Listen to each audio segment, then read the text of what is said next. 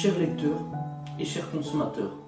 Aidez-nous et le réseau Plus que Pro à protéger, défendre les droits et les intérêts qui sont les vôtres et ceux de nos chers consommateurs de France. Et combattre le cancer que constituent ces pseudo-youtubeurs de l'intox et la désinformation. Parce que nous on ne triche pas de calomnie, on dit la vérité.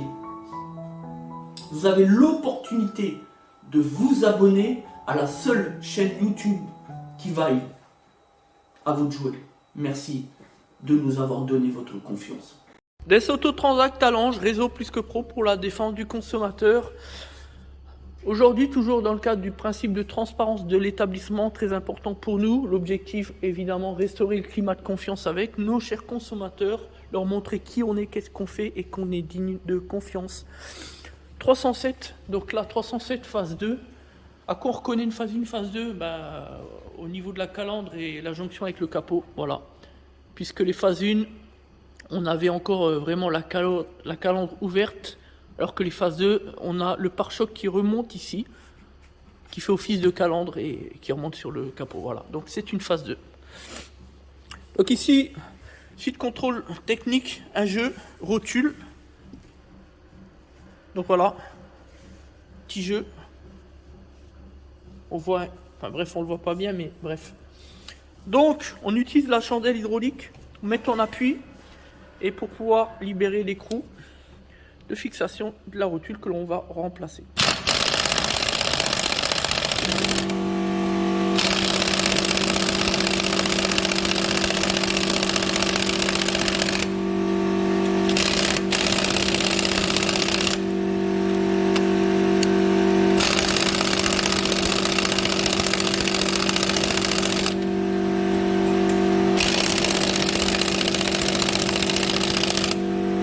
Bon, on a changé de mitrailleuse, vu que on est un petit peu en difficulté.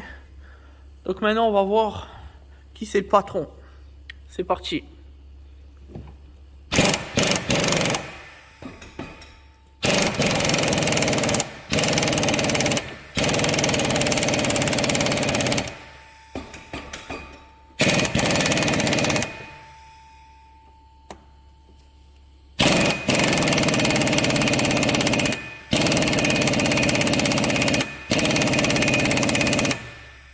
Ouais, ben ça veut rien savoir. Bon, on va meuler. Hein. On va couper tout ça. Voilà, opération terminée. Donc maintenant, on libère. Chut.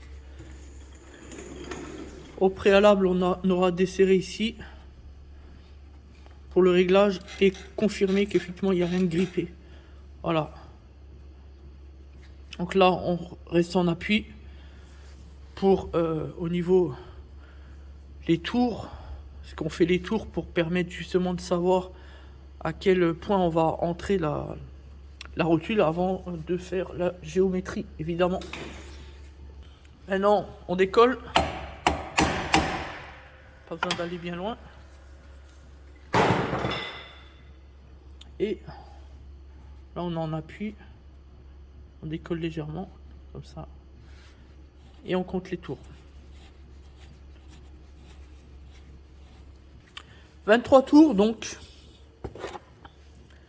Voilà. Donc maintenant, on attend le fournisseur, la petite Carole, pour pouvoir reposer la pièce neuve.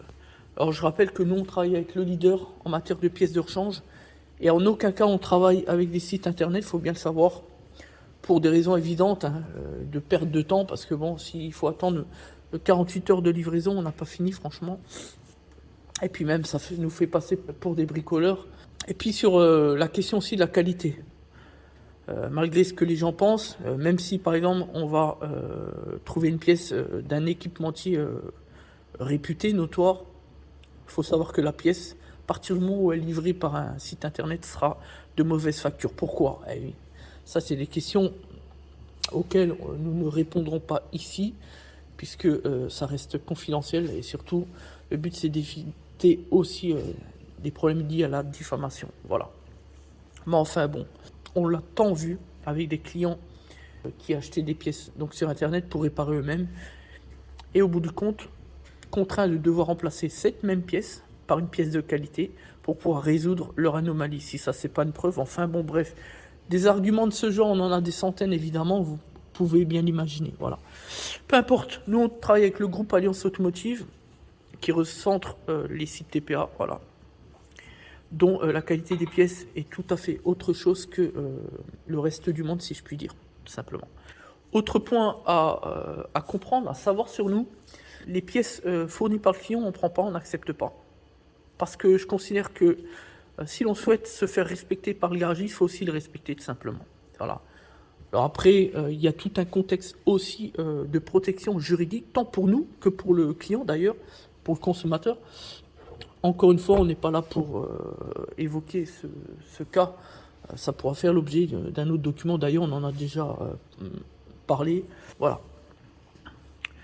Nous, en tant que garagiste, c'est notre rôle de s'occuper de tout finalement. C'est le travail du garagiste, du professionnel de l'automobile.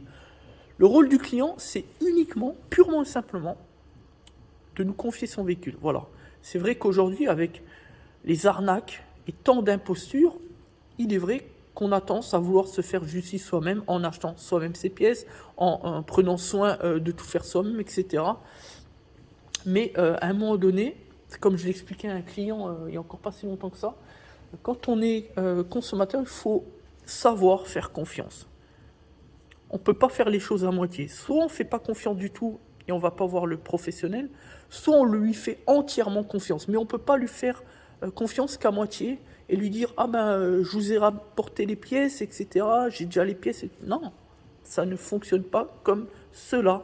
Et tout professionnel de l'automobile responsable et digne ne peut pas accepter les pièces, puisqu'il passe pour un bricoleur tout simplement, que lui fournit le client. Et je dis souvent, c'est toujours un petit peu la réplique qui fait sourire les gens, c'est que lorsque vous allez chez le boulanger, est-ce que vous lui apportez la farine? Je ne dirai pas plus, tout simplement. Respectez-nous et on vous respectera. C'est ce que l'on fait depuis 2013 avec nos clients. On les respecte, on les considère. Parce que eux aussi ont compris l'intérêt qui est le leur de nous respecter, tout simplement. Merci.